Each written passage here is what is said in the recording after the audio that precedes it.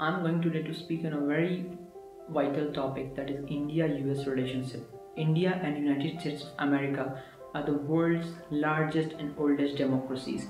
Both these countries have huge confluence on various political, economic and social values. Both these countries promote the right to speech, freedom of expression, liberty and human rights to their citizens. And now I would like to talk about the historical relations between India and United States of America. India got independence in 1947 and United States of America was one of the largest economies at that point of time. After 1950s, United States of America went into the Cold War with Russia and it followed the NATO's way, and it was the front runner of NATO. At the same time, India chose to be non-aligned and was the front runner in the non-aligned movement. So the diplomatic relations between both the nations were not warm, but they were cordial. In 1991, when Soviet Russia broke into different pieces, after that, India and United States of America's relations started to grow.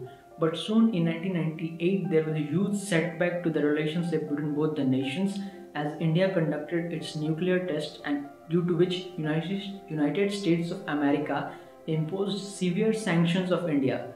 But soon after that, after the 2000s, the relationship between both these countries started to spur and grow very readily and very exponentially.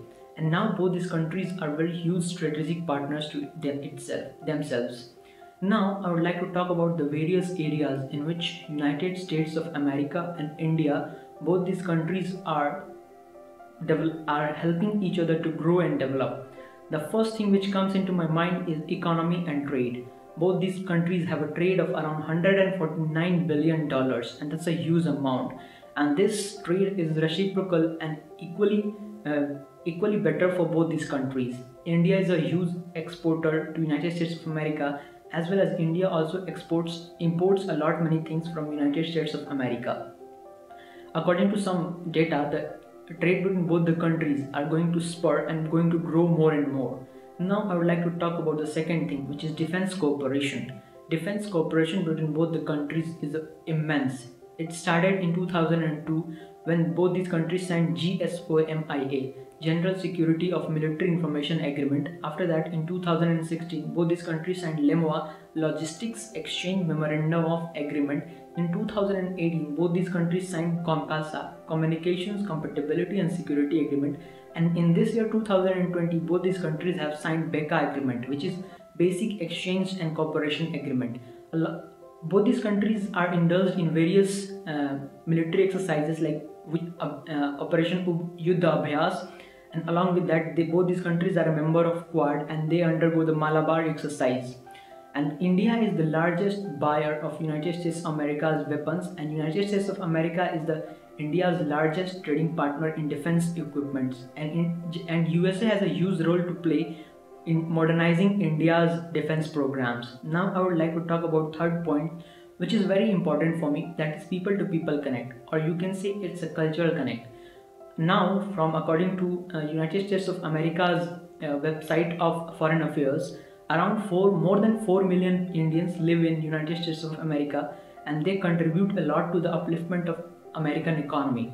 And in 2008, only 80,000 Indian students were studying in America, but nowadays in 2019, around more than 2 lakh Indian students are studying in America, and they contribute $8 billion to the American economy.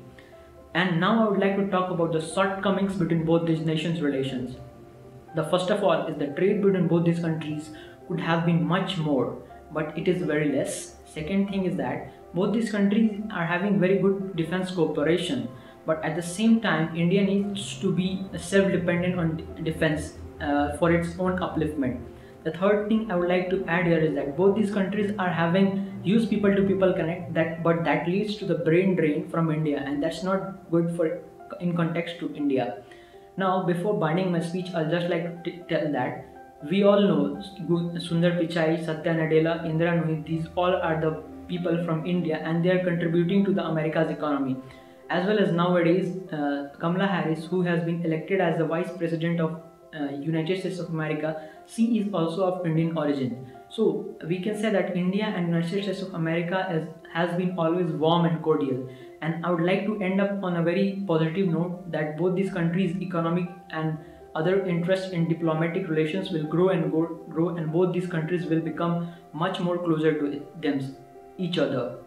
That's all. Thank you. Have a nice day, and thanks for giving your valuable time to us. And we will come up with such sessions, and we will keep providing you informative videos like this.